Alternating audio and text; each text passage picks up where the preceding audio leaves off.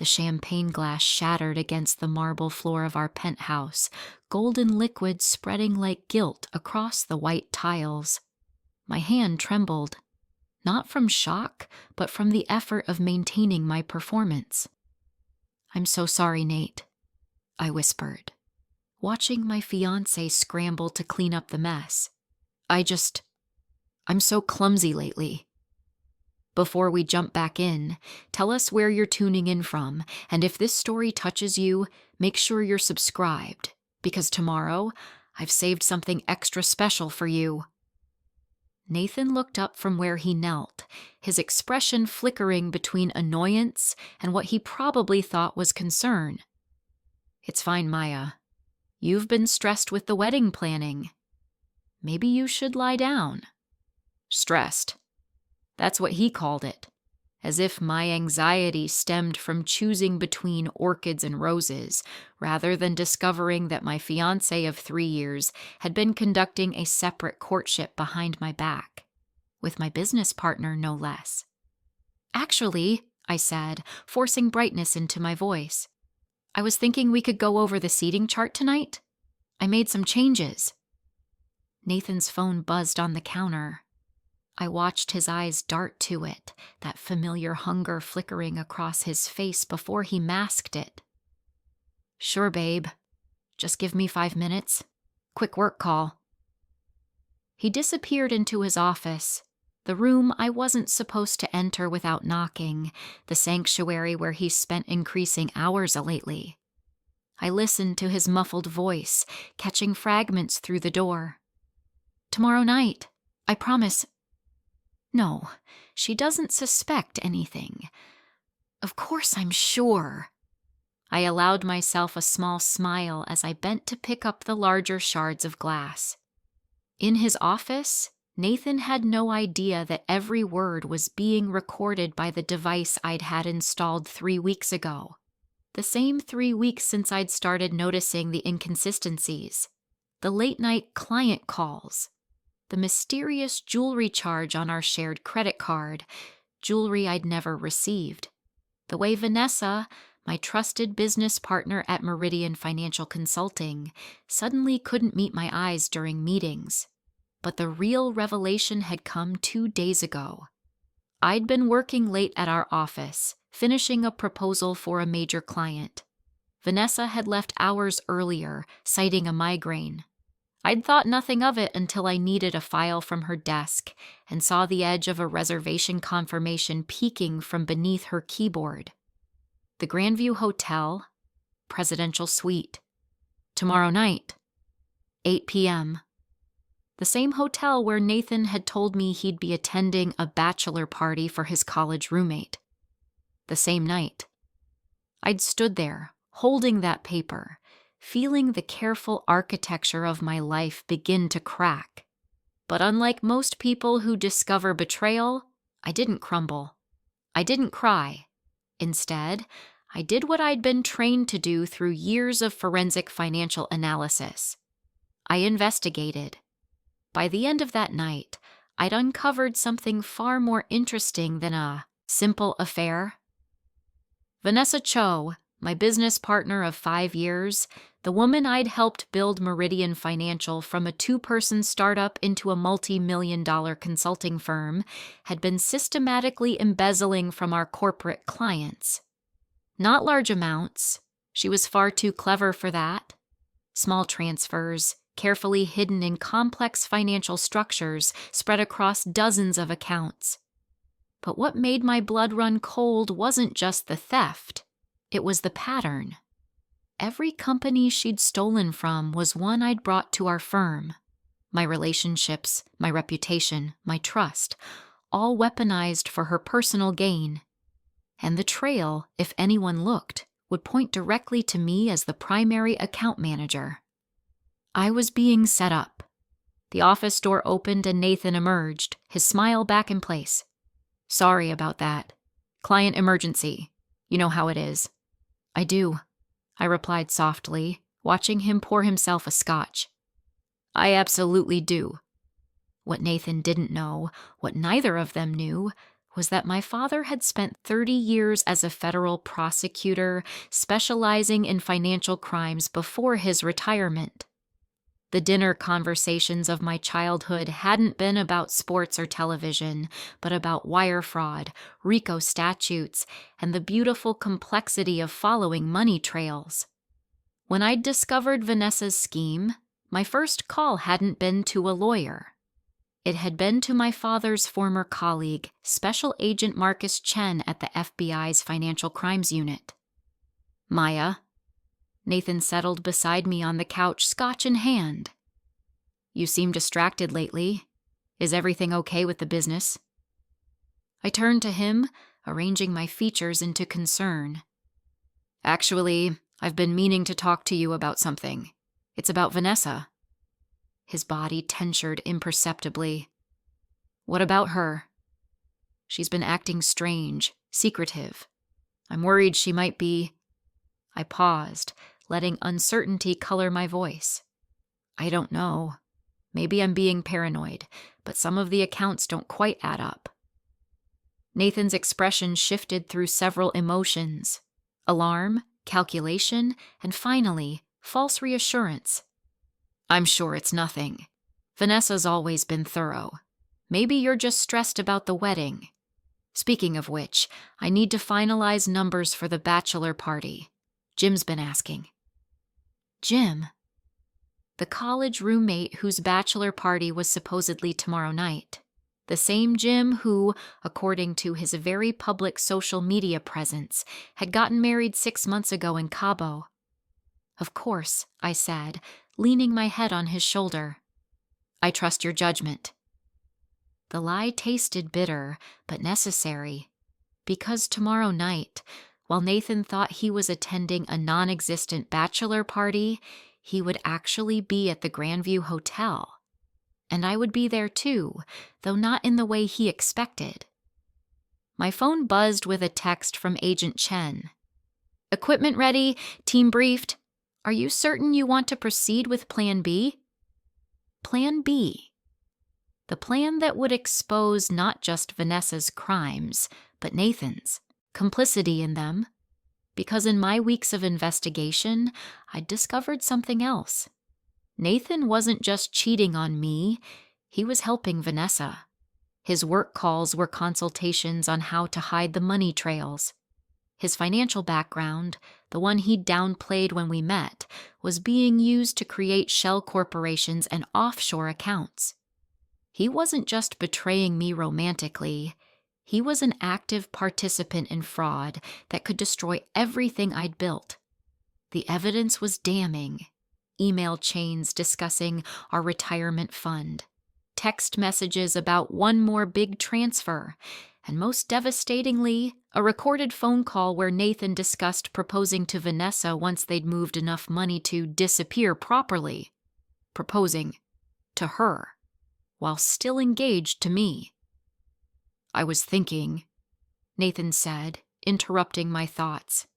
"Maybe we should postpone the wedding. Just a few months. Give us time to really make sure everything's perfect." I lifted my head to look at him, seeing the man I'd thought I loved, the man I'd planned to marry, the man who was currently trying to buy time to run away with his mistress and my stolen money. "Postpone?" I repeated carefully. "Just to December. Or maybe spring. Spring weddings are beautiful, right?" His smile was warm, practiced, perfect. The same smile that had won me over 3 years ago at a charity gala when he'd seemed so different from the corporate sharks I usually met. Genuine, kind, safe. "Let me think about it," I said finally. "It's a big decision." That night, after Nathan fell asleep, I crept into his office. The recordings from today were automatically uploaded to my secure cloud storage, backed up on 3 separate servers. Agent Chen had been thorough in setting up my documentation system. I pulled up the financial analysis I'd been compiling. Vanessa had stolen approximately $4.7 million over 2 years from our clients. The money had been funneled through 15 different shell companies, eventually landing in accounts in the Cayman Islands and Switzerland. Nathan's fingerprints were all over the structure, elegant, complex, and almost impossible to trace. Almost. Because they'd made one critical mistake. They'd underestimated me. My phone lit up with another message, this time from Vanessa. Breakfast meeting tomorrow? Need to discuss the Henderson account. The Henderson account. Our largest client, a tech startup preparing for an IPO. The same company where Vanessa had recently suggested some innovative financial restructuring. The same restructuring that would have given her access to $2 million in pre-IPO funds. I typed back, "Can't tomorrow, family thing, Friday?" Her response was immediate. "Friday works. Enjoy your family time." Family time. She knew Nathan and I had no family plans tomorrow, which meant she knew he was lying to me about the bachelor party, which meant she was in on the deception, probably laughing about it. The rage that swept through me was cold and clarifying. This wasn't just about betrayal anymore. This was about two people who thought they could destroy my life, my business, and my reputation while playing me for a fool. I opened my laptop and pulled up the file Agent Chen had sent over. The United States versus Vanessa Cho and Nathan Pierce, preliminary case file. Reading through the charges, wire fraud, money laundering, conspiracy to commit theft, I felt something shift inside me. This was no longer about a broken heart or a failed relationship. This was about justice. My phone rang, startling me. Agent Chen's name flashed on the screen. "Can't sleep?" His voice was knowing when I answered. Preparing and narrating this story took us a lot of time, so if you are enjoying it, like this video, it means a lot to us. Now back to the story. "Just reviewing the timeline," I said softly, glancing toward the bedroom where Nathan slept. "I want to make sure we have everything." "We do. But Maya, I need to ask you again, are you sure you want to be there tomorrow night? You don't have to witness this. We can handle the arrest without you present." I thought about that, about taking the easy way, letting the FBI handle everything while I stayed home, safe and removed from the confrontation, about maintaining my dignity and protecting myself from the pain of watching Nathan's betrayal made manifest. "I need to be there," I said finally. "I need to see his face when he realizes what he's done. What they've both done." Agent Chen was quiet for a moment. "All right, but we do this exactly by the book. You stay with Agent Morrison at all times, you don't engage with the suspects, and you leave when we tell you to leave. Understood?" "Understood." After we hung up, I sat in the darkness of Nathan's office, surrounded by the evidence of his betrayal. On his desk was a photo from our engagement party, both of us smiling, champagne glasses raised, the future looking bright and uncomplicated. I picked up the photo, studying my own face. That woman had been naive, trusting. She'd believed in love and partnership and building a life together. Tomorrow night would mark the death of that woman and the birth of someone new. Someone who understood that trust was a commodity that could be weaponized. Someone who knew that the best revenge wasn't just about exposing betrayal, it was about dismantling it so completely that recovery became impossible. I placed the photo face down on the desk and returned to bed, sliding in beside Nathan. He stirred, reaching for me in his sleep, and I let him pull me close. One last time, I allowed myself to feel the warmth of his body, the rhythm of his breathing, the fiction of safety. Tomorrow, everything would change.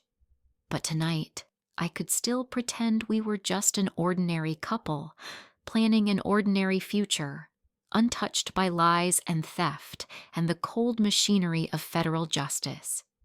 Tonight, I could still be the Maya who didn't know what waited in the presidential suite at the Hawaii Grandview Hotel. Tomorrow, I would be someone else entirely. The next morning arrived with the kind of crystalline clarity that seemed to mock the darkness of what lay ahead. I woke to find Nathan already dressed, adjusting his tie in the mirror. Not his usual work attire, I noted, but the Tom Ford suit he saved for special occasions. "Big day?" I asked, stretching with practiced casualness. He startled slightly, not realizing I was awake. "Just the bachelor party tonight.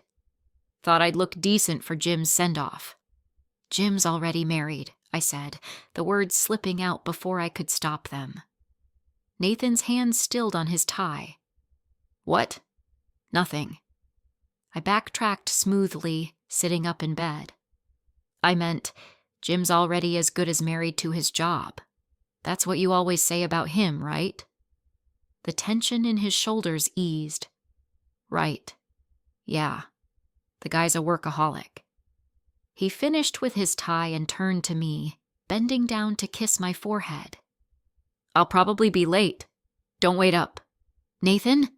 I called as he reached the bedroom door. He turned back, and for a moment, just a moment, I saw something flicker in his eyes.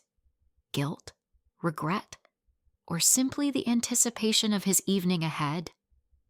"I love you," I said. The words hung in the air between us, and I watched him wrestle with them, watched him arrange his features into an expression of warmth. "Love you too, Maya. Always." The door closed behind him, and I counted to 60 before pulling out my phone. A text to Agent Chen. "He's on the move. Evening attire. He's committed." The response came immediately. "Good. Remember, 8 p.m., presidential suite. Stay with Morrison." I had 12 hours to prepare for the end of my old life. The office felt different when I arrived that morning. Or perhaps I was different, seeing it through new eyes. Meridian Financial occupied the 15th floor of a downtown high-rise with glass walls overlooking the city. Vanessa and I had signed the lease 5 years ago, two young women with more ambition than capital, determined to prove ourselves in a male-dominated industry. We'd done it too, built something real, something valuable, and she'd been stealing from it the entire time. "Maya," Vanessa's voice rang out as I entered. She stood by the coffee machine, perfectly put together in a cream Chanel suit, her dark hair pulled back in a sleek ponytail. "You're early.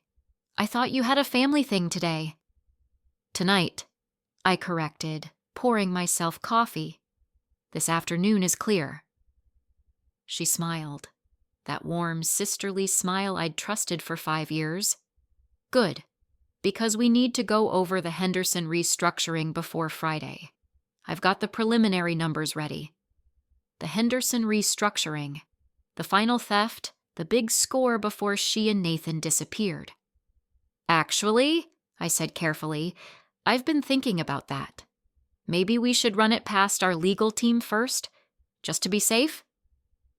Vanessa's smile didn't waver, but something shifted behind her eyes. "That seems unnecessary. It's a standard restructuring. We've done dozens like it." "I know, but with the IPO coming up, I'd feel better having extra eyes on it. Wouldn't want any complications. Maya." Her voice took on a patient, almost condescending tone. "You're being paranoid again. This is what we do. This is what we're good at. Trust the process." Trust. The word landed between us like a stone in still water. "You're right," I conceded, watching her relax. "I'm probably just stressed about the wedding. How is the wedding planning going?" She leaned against the counter, coffee in hand, the picture of casual interest. "Nathan must be getting excited." "He is. Although..." I paused, as if uncertain whether to continue. "He wants to postpone, just a few months." Vanessa's expression flickered. Surprise, then something darker, then back to concern. "Postpone? Why?" "He says to make everything perfect, but I wonder if he's having doubts." I let vulnerability creep into my voice. Do you think he's having doubts, Vanessa? She set down her coffee and came to me, placing a hand on my shoulder. The same hand that had signed fraudulent transfer documents. The same hand that had, presumably, touched my fiancé in ways I didn't want to imagine. Nathan loves you, she said firmly. Anyone can see that. He's probably just overwhelmed with work. You know how men are. They panic about commitment even when they're sure. The irony was exquisite. Here she stood, offering me relationship advice about the man she was planning to run away with, using words meant to reassure me while planning my professional destruction. You're probably right, I said softly. Thank you, Vanessa. I don't know what I'd do without you. That's what partners are for, she replied, squeezing my shoulder. We look out for each other. I spent the rest of the day in a strange fog of normalcy, answered emails, reviewed client portfolios, had lunch with a potential new client. All the ordinary rhythms of my professional life, performed with the knowledge that by this time tomorrow, everything would be different. At 4 p.m., I excused myself early, citing a headache. Vanessa barely looked up from her computer, already deep in whatever scheme she was perfecting. Feel better, she called as I left. Try to relax tonight. Maybe a bath? Some wine? Good idea, I replied. I'll do that. Instead, I went home and prepared for war. The black dress I'd chosen was elegant but severe, appropriate for witnessing an arrest. I did my makeup carefully, my hands steady despite the adrenaline coursing through my veins. In the mirror, I barely recognized myself. This woman looked harder than the Maya of yesterday, more certain, more dangerous. At 6 p.m., Agent Morrison arrived at my apartment building. She was in her late 30s, with sharp eyes and an efficient manner that I found oddly comforting. Ready? She asked when I met her in the lobby. Yes. Remember the rules. You observe, you don't engage. If things get volatile, you leave immediately. Understood?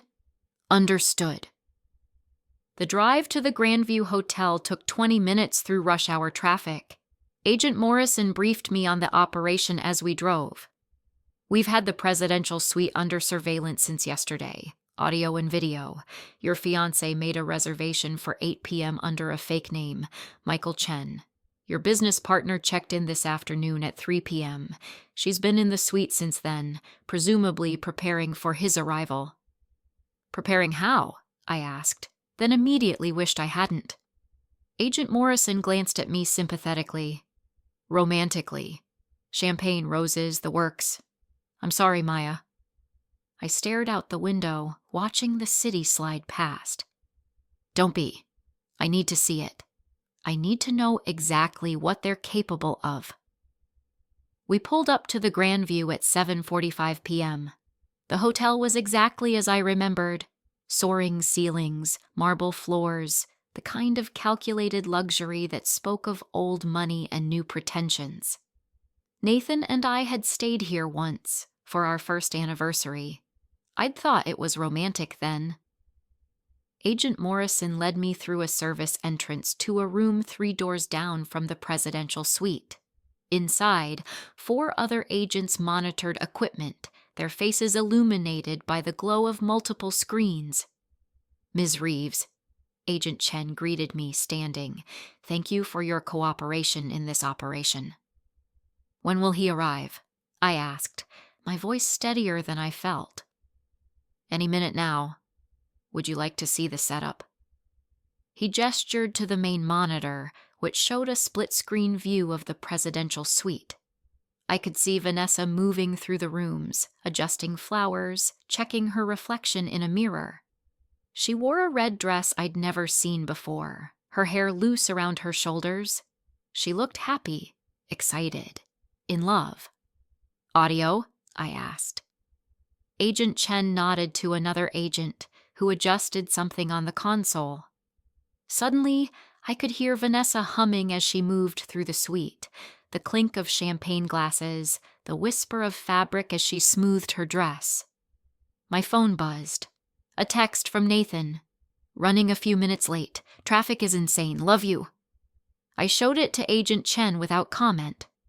"He's 3 blocks away," another agent reported, tracking his phone signal. 2 minutes out. "Ms. Reeves," Agent Morrison touched my elbow gently. "Last chance. You don't have to watch this." But I did. I needed to see the moment when Nathan walked into that suite, needed to see his face when he saw Vanessa, needed to understand, completely and finally, that the man I'd planned to marry was capable of this level of deception. "I'm staying," I said. The next 90 seconds passed in suspended animation. On the monitor, Vanessa checked her phone, smiled at whatever message she'd received, and moved to stand near the suite's entrance.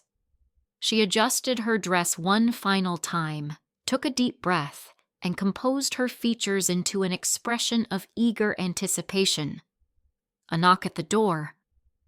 Vanessa opened it, and there was Nathan, holding a bouquet of white roses. "My favorite flowers," I noted with bitter irony. He stepped inside, and she threw her arms around him, kissing him with an intensity that made me look away for a moment.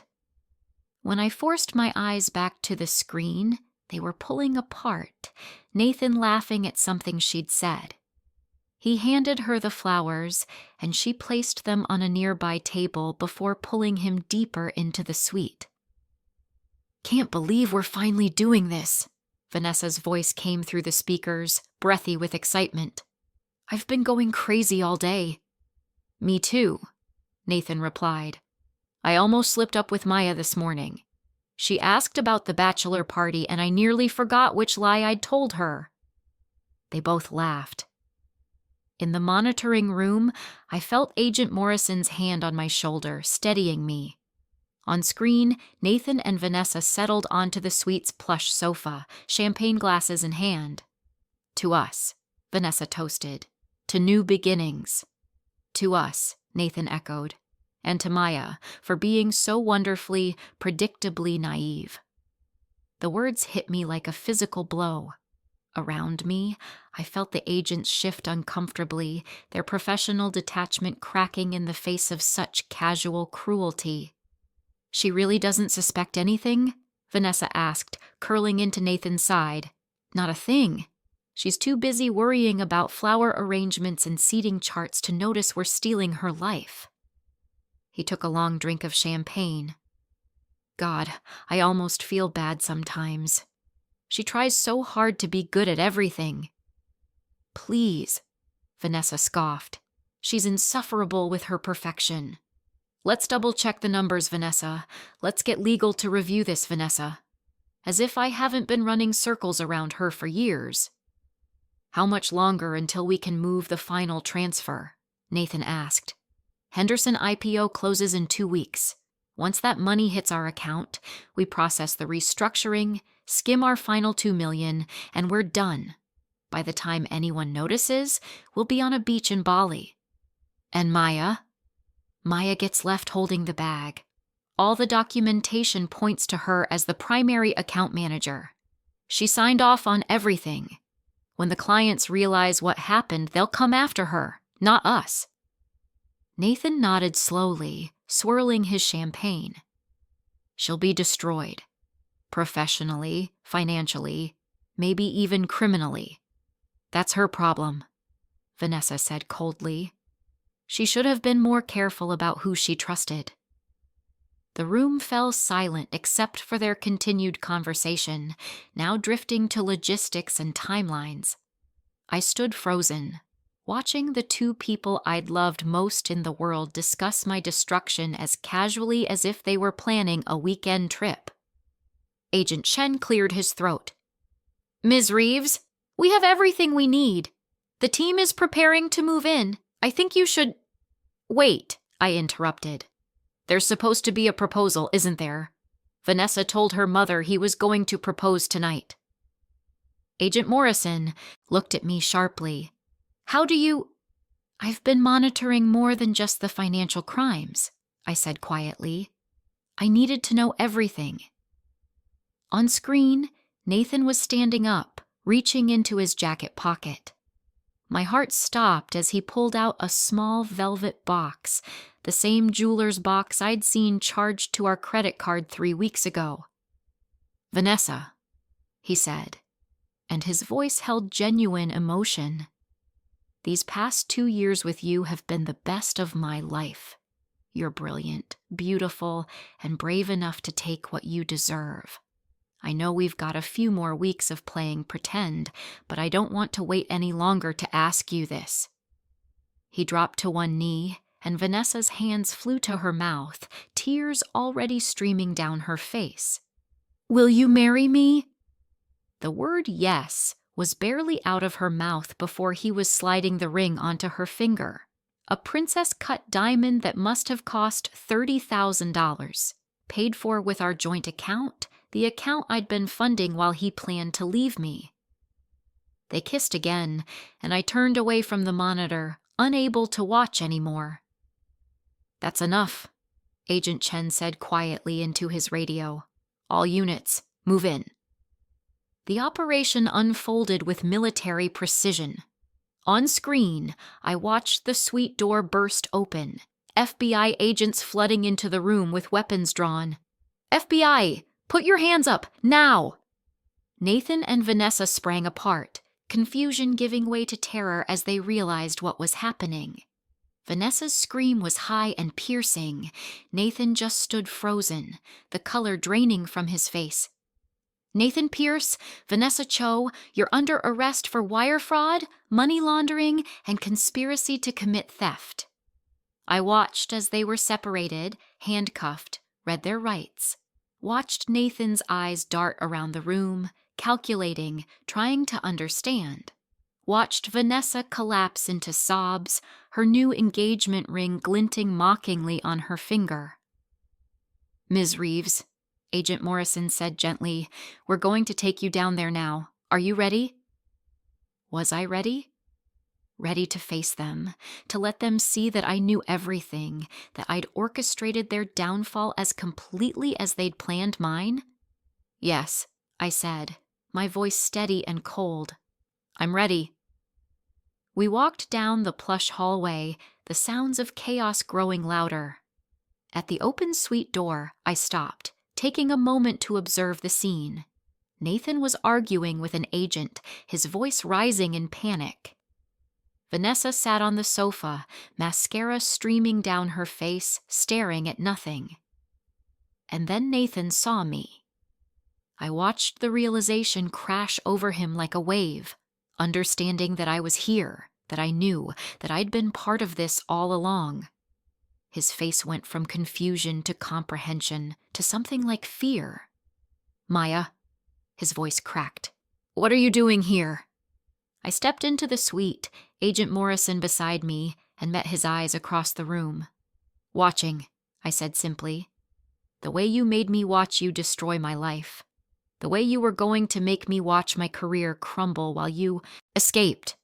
I'm just returning the favor." Vanessa's head snapped up, her tear-stained face contorting with rage. "You bitch! You set us up!" "No," I corrected calmly. "You set yourselves up. I just documented it." Nathan tried to move toward me, but the agent holding him tightened his grip. "Maya, please. This isn't what it looks like. I can explain." "Explain what, Nathan?" "How you helped Vanessa steal $4.7 million from our clients. How you created shell companies to hide the money. How you planned to frame me for your crimes while you ran off to Bali." I took a step closer, my voice dropping. "Or maybe you'd like to explain that proposal I just watched. The one where you used money from our joint account to buy her a ring?" His mouth opened and closed, no words coming out. "Agent Chen." I turned to where he stood supervising the arrest. "I believe I fulfilled my part of our agreement. I'd like to leave now." "Of course, Ms. Reeves. Thank you for your cooperation. We'll be in touch about the trial." As I turned to go, Vanessa's voice rang out, sharp with venom. "You think you've won? You think you're better than us? You're nothing, Maya. Nothing without me. That company was as much mine as yours." I paused at the door, looking back at her. "The difference, Vanessa, is that I built that company. You just robbed it. There's a distinction." "Screw you!" she screamed as agents led her toward the door. "I hope you choke on your righteousness. I hope—" The rest of her words were cut off as they escorted her into the hallway. Nathan followed minutes later, his face a mask of shock and betrayal, as if he were the victim in all this. Our eyes met one last time as he passed me in the doorway. "I really did love you," he said quietly. "In the beginning." "I know," I replied. "That's what made this so easy." Then he was gone, and I was left standing in the doorway of the presidential suite, surrounded by FBI agents and the debris of 2 destroyed lives that had tried to destroy mine first. Agent Morrison appeared at my elbow. "We should go. There'll be media arriving soon." I nodded, taking one last look at the suite. The champagne still sat on the table, bubbles slowly dying in the crystal flutes. The white roses Nathan had brought lay scattered across the floor, crushed underfoot during the arrest. The engagement ring box sat open on the coffee table, empty now that evidence teams had bagged and tagged its contents. This was supposed to be their night of celebration, the beginning of their future together. Instead, it had become the end of everything they'd schemed for, and I had made sure I was here to see it. As we rode the elevator down, Agent Morrison spoke quietly. "You did a brave thing, Ms. Reeves. Not many people would have had the strength to see that through." "It wasn't about strength," I replied, watching the floor numbers descend. "It was about making sure they understood that betrayal has consequences, that stealing someone's life has a cost." The elevator doors opened onto the lobby, where I could already see news vans pulling up outside. Agent Morrison guided me toward a side exit, protecting me from the media frenzy that was about to unfold. But before we left, I turned back one last time, looking up at the towering height of the Grandview Hotel. Somewhere up there, in that presidential suite, the carefully constructed fantasy of Nathan and Vanessa's future was being systematically dismantled by federal agents. And somewhere down here, in the aftermath of their arrest, a new version of Maya Reeves was being born, harder, wiser, and utterly without mercy for those who would try to destroy her again. The game was far from over. The trial would be long and brutal. There would be depositions, testimonies, and public humiliation for all involved. But tonight, standing in the cool evening air outside the Grandview Hotel, listening to the sirens and watching the chaos unfold, I allowed myself a moment of cold satisfaction. I had made them watch their world end, just as they had planned to make me watch mine. The morning after the arrest, I woke to find my phone flooded with messages. News of the FBI raid had spread faster than I'd anticipated, and suddenly everyone wanted answers. I ignored them all except one, a text from my father. "Proud of you, sweetheart. Come for breakfast?" An hour later, I sat across from him at his kitchen table, the same table where I'd learned about wire fraud statutes over Saturday morning pancakes as a teenager. "Marcus called me," Dad said, pouring coffee. "Said you held up remarkably well last night." "I watched the man I was going to marry propose to my business partner," I replied, staring into my cup, "while they discussed destroying my life. I don't know if remarkably well is the phrase I'd use." He reached across the table and squeezed my hand. "You did what needed to be done. That takes strength most people don't have. Or maybe it just takes being angry enough," I said quietly. The full weight of what I'd set in motion was beginning to settle on me. Nathan and Vanessa had been denied bail. Flight risk, the judge had ruled, given the offshore accounts and detailed escape plans found in their communications. They were sitting in federal detention, waiting for a trial that would destroy what remained of their reputations. And I was the star witness who would put them there. The media is going to be brutal, Dad warned. They'll paint you as either a victim or a vindictive ex. Probably both. Let them, I said. I documented everything. The truth speaks for itself. But the truth, I was learning, was a complicated thing. By the time I arrived at Meridian Financial that afternoon, a small crowd of reporters had gathered outside the building. Agent Morrison met me at a side entrance, guiding me through the chaos. Ms. Reeves, is it true your fiancé was helping embezzle from your clients? Maya, did you know about the affair before the arrest?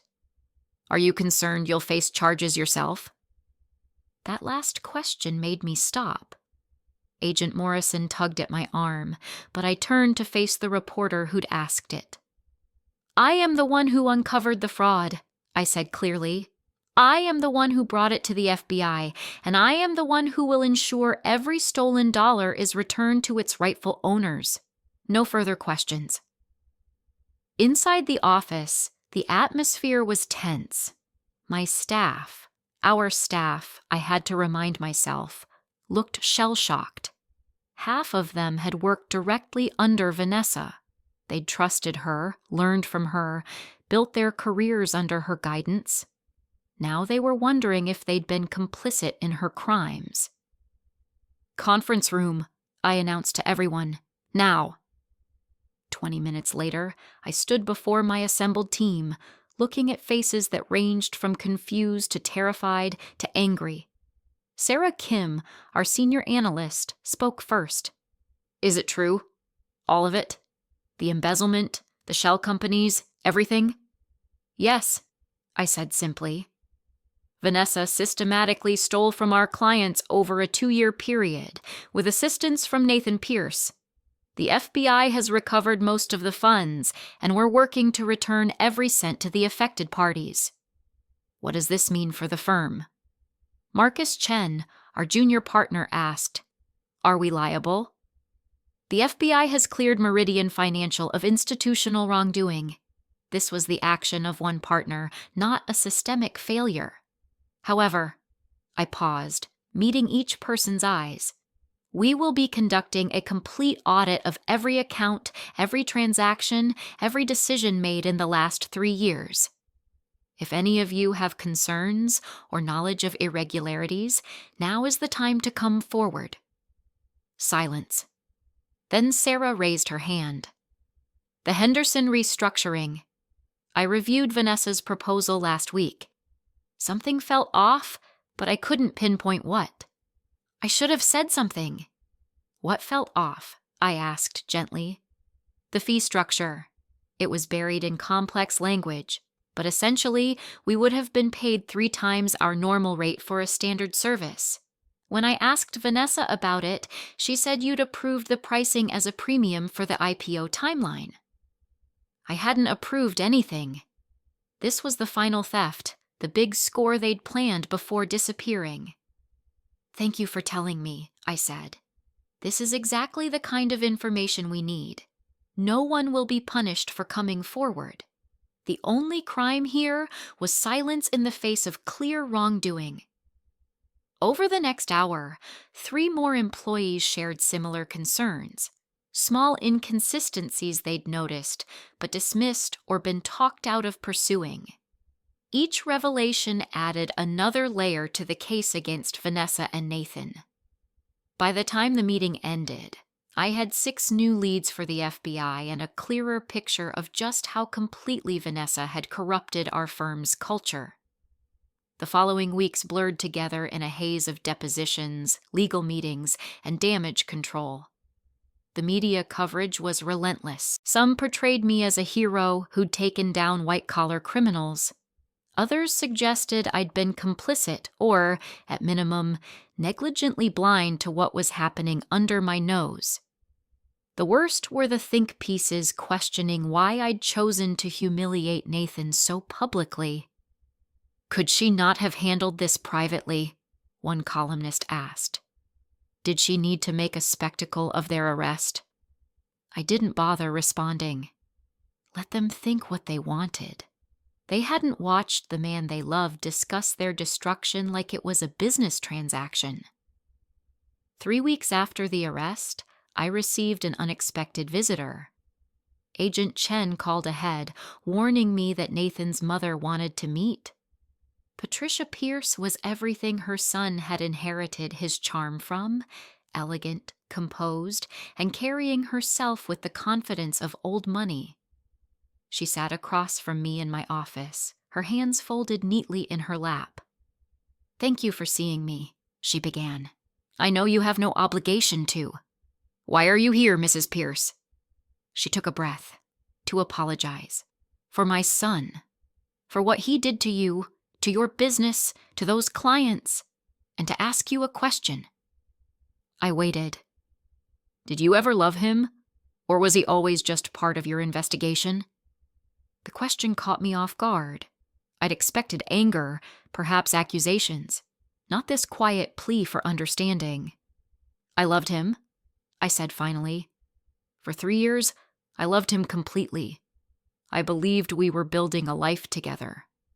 That love died the moment I heard him laugh about using me." Patricia's eyes glistened. "He wasn't always like this. When he was younger, he was kind, honest. But somewhere along the way, he learned to see people as opportunities rather than humans. Mrs. Pierce, I appreciate your apology, but your son is an adult who made calculated decisions to commit multiple felonies. His childhood isn't on trial." "I know." She stood, preparing to leave. "I just wanted you to know that I understand why you did what you did. If someone had destroyed my life's work while planning to frame me for their crimes, I would have done the same. Perhaps worse." After she left, I sat alone in my office for a long time, thinking about her question. Had I loved Nathan? Yes. Did I still? No. The man I'd loved had never existed. I'd been in love with a performance, a carefully constructed facade designed to give him access to my life, my business, and my trust. The real Nathan Pierce was the one who'd knelt before Vanessa with my money in his pocket and my destruction on his lips. The preliminary hearings began in October. I sat through hours of testimony, watching as federal prosecutors built their case with the evidence I'd helped gather. The defense attorneys tried everything, suggesting I'd been jealous and vindictive, that I'd fabricated evidence, that Nathan and Vanessa were merely having an affair, and I'd trumped up charges to punish them. Then the prosecution played the audio from the presidential suite. The courtroom fell silent as Nathan's voice filled the space. To Maya, for being so wonderfully, predictably naive. I watched the jury's faces change as they heard Vanessa describe how I would be left holding the bag while they escaped to Bali. Saw their expressions harden as Nathan discussed my impending destruction with casual indifference. The defense had no response to their own words. During a recess, I saw Vanessa in the hallway, flanked by her lawyers. Our eyes met across the crowded corridor, and for a moment, I saw not the confident woman who'd stolen from me, but something smaller, something defeated. She mouthed something I couldn't hear. Her lawyer noticed and pulled her away, but I'd read her lips clearly enough. "I'm sorry." Too late, I thought. Years too late. The trial itself lasted 6 weeks. I testified for 2 full days, walking the jury through the discovery of the fraud, the investigation, and the decision to work with the FBI. The defense attorney tried to shake me on cross-examination, suggesting I'd enjoyed orchestrating Nathan's public humiliation. "Did you enjoy watching your fiancé arrested?" he asked, his tone accusatory. I met his eyes steadily. I took no joy in it, but I took satisfaction in knowing that two people who planned to destroy innocent clients, who planned to frame me for their crimes, would face justice. If that makes me vindictive in your eyes, so be it. The jury seemed to appreciate my honesty. In the end, the evidence was overwhelming. Forensic accountants traced every dollar. Digital forensics recovered deleted emails and messages. The audio and video from the presidential suite provided motive and intent. Nathan and Vanessa's own words convicted them more thoroughly than any testimony could. The verdict came on a gray November afternoon, guilty on all counts. I wasn't in the courtroom when it was read. I'd said my piece, given my testimony, and faced my betrayers. I didn't need to watch them receive their sentences to find closure. Instead, I was at Meridian Financial, working with our clients to rebuild the trust that had been shattered. The Henderson IPO had been postponed but not canceled. Other clients had stayed with us, appreciating our transparency and cooperation with investigators. We would survive this. I would survive this. Agent Chen called with the news. Nathan got 12 years. Vanessa got 15. She was the primary architect and showed less remorse. "Thank you for letting me know," I said. "How are you doing, Maya?" "Really?" I looked around my office, at the company I'd built and nearly lost, at the city skyline beyond my windows, at the future that was still mine to shape. "I'm doing better than they are," I said simply. The weeks after the trial brought unexpected revelations. Nathan's assets were seized to pay restitution, including the engagement ring he'd bought Vanessa with our money. It sold at auction for $28,000, every penny going back to defrauded clients. Vanessa's family reached out through lawyers, trying to negotiate some kind of settlement. I declined. The courts had spoken. Justice had been served.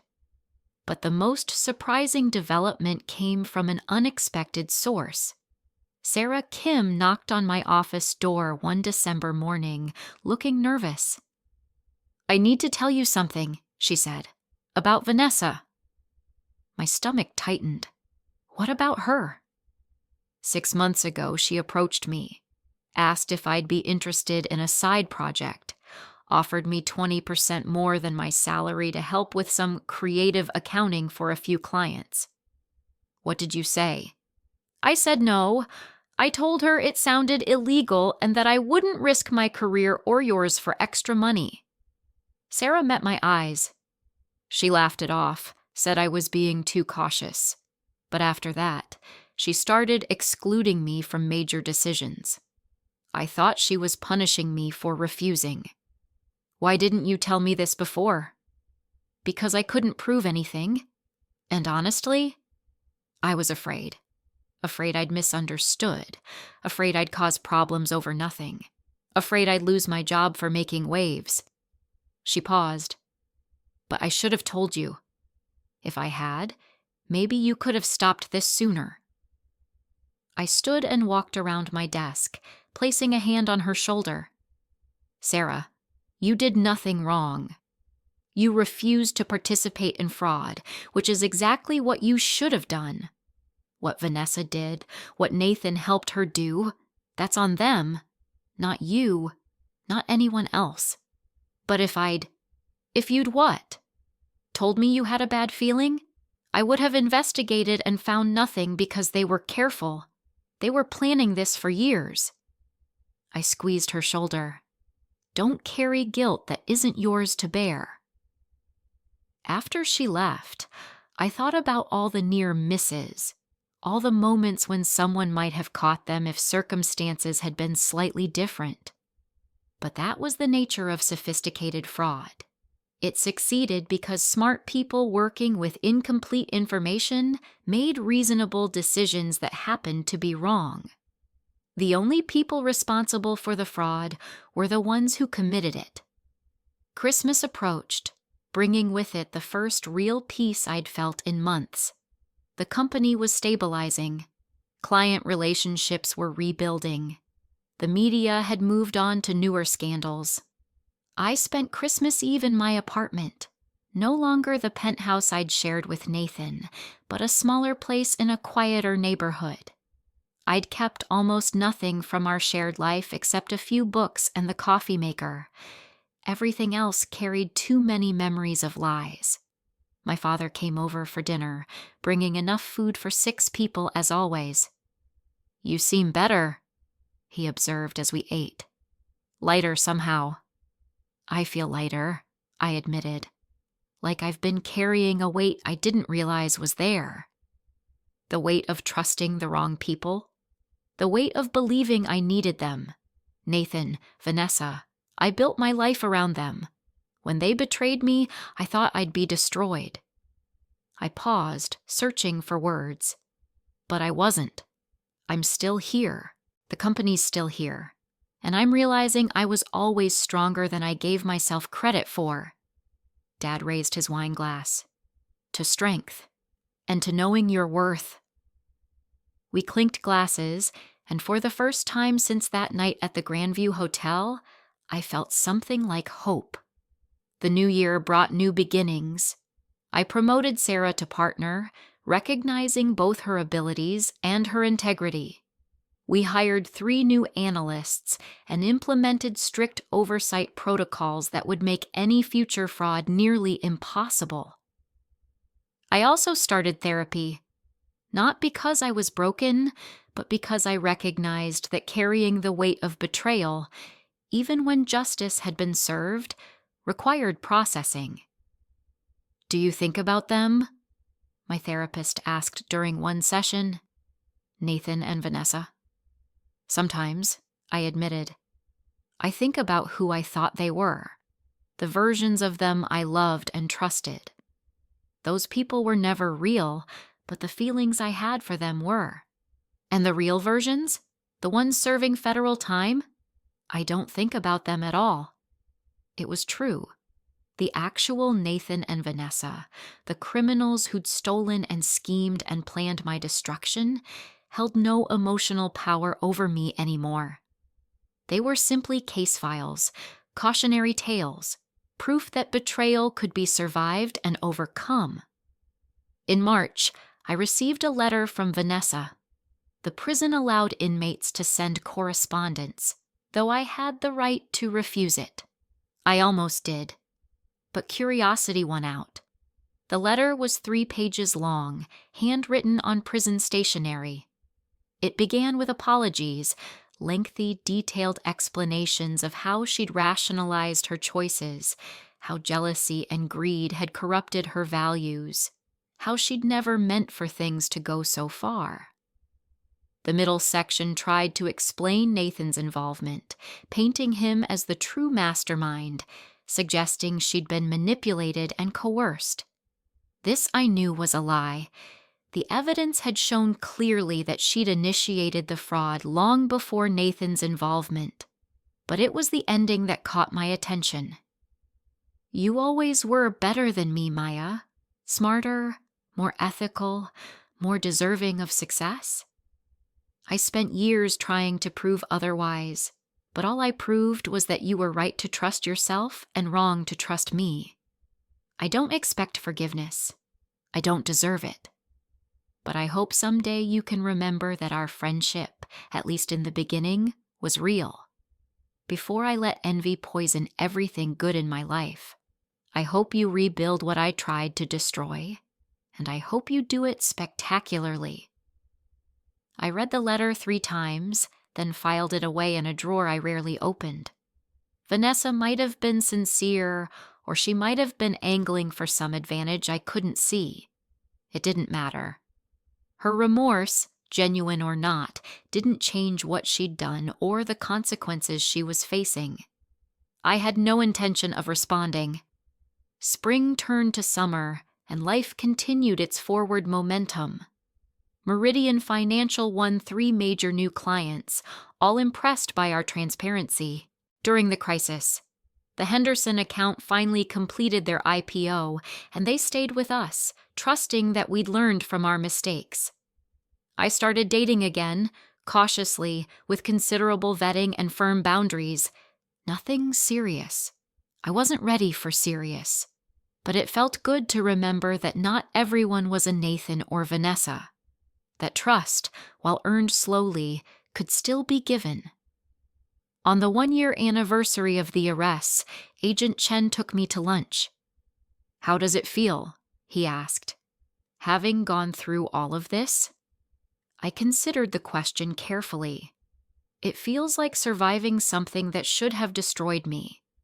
It feels like proof that the truth, when documented and presented properly, still matters. And it feels like the end of one chapter and the beginning of another. Any regrets about how it went down? About exposing them publicly? No. They needed to understand that actions have consequences, that you can't destroy people's lives without accountability. I met his eyes. But I do regret that it was necessary. I regret that 2 people I cared about turned out to be capable of such cruelty. That's a healthy perspective, he said. You'd be surprised how many people in your position become consumed by revenge, even after justice is served. I'm not interested in revenge anymore, I replied. I'm interested in building something better than what they tried to take from me. And I was doing exactly that. By the time fall arrived again, Meridian Financial had not only recovered but thrived. We'd become known as a firm with uncompromising ethics, where fraud was impossible because of our multi-layered oversight systems. The irony wasn't lost on me. Vanessa's betrayal had ultimately made us stronger and more trustworthy than we'd been before. I thought about that sometimes, late at night in my apartment, about how the worst thing that had ever happened to me had also been a strange gift. It had shown me my own resilience. It had taught me the difference between love and performance. It had proven that I was capable of surviving betrayal and emerging stronger. Would I have chosen this path if I'd known what waited at the end? No. The pain had been real and devastating. But having walked through it, would I undo it now? Would I go back to being the naive Maya who trusted blindly and never looked beneath the surface? Never. That Maya had been kind but foolish, trusting but reckless. She'd built her life on foundations she never thought to test. The new Maya, the one forged in the fire of betrayal and reborn in the aftermath of justice, knew better. She trusted, but verified. She loved, but maintained boundaries. She built, but on bedrock that couldn't be shaken by someone else's greed or deception. On a cold December evening, 2 years after the arrests, I stood in my office after everyone else had gone home.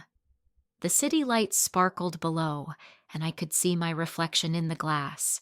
A woman who'd survived the worst, betrayal imaginable, and come out the other side intact. My phone buzzed with a news alert. Former business executive Vanessa Cho denied early release. I read the brief article. Vanessa had petitioned for sentence reduction based on good behavior and remorse. The judge had denied it, citing the severity of her crimes and the calculated nature of her fraud. She would serve her full 15 years.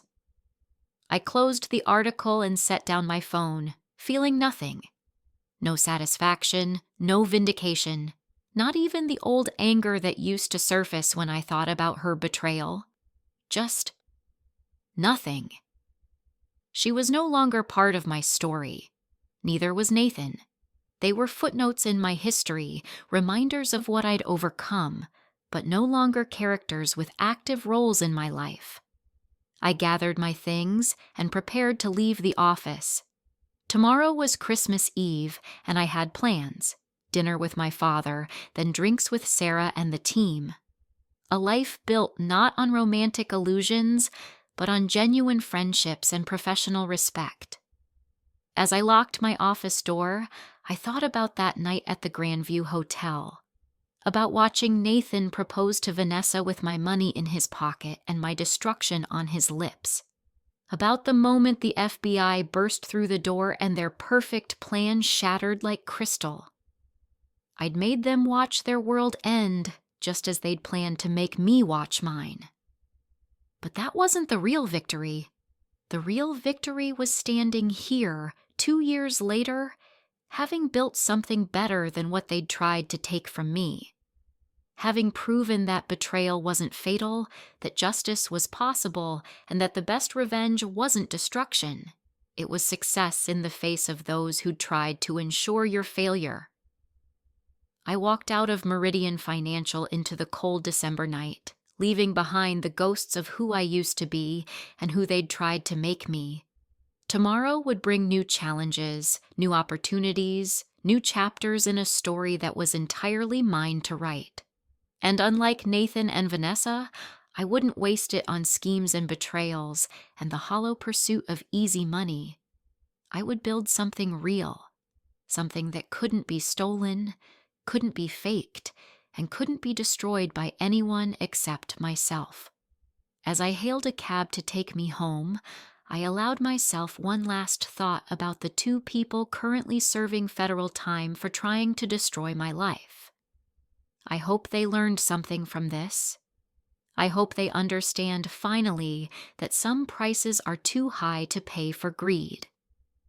I hope they find redemption, though I'll never know if they do. But mostly, I hope they realize that in trying to destroy me, they only destroyed themselves, while I, the wonderfully, predictably naive Maya they'd mocked, had survived, thrived, and moved on. The cab pulled away from the curb, carrying me toward a future they'd tried to steal but never could. Because the best revenge isn't watching your enemies fall. It's rising so far above them that you forget to look down. And I had. Risen indeed. Up next, you've got 2 more standout stories right on your screen. If this one hit the mark, you won't want to pass these up. Just click and check them out, and don't forget to like, subscribe, and turn on the notification bell so you don't miss any upload from us.